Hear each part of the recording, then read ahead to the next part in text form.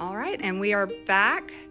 We are going to show you this time how we package mugs to go into a packing box. And as you can see, Olga starts there in the corner and rolls that up nice and loose, and then pulls back to the corner again and wraps it one additional time, tucking around as she goes.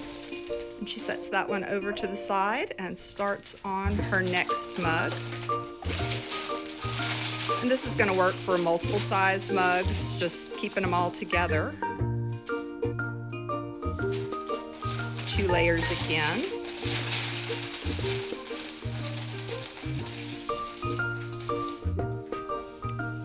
We'll do one more here.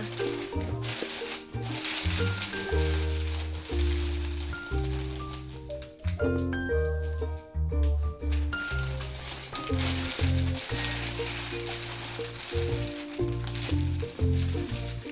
there we go.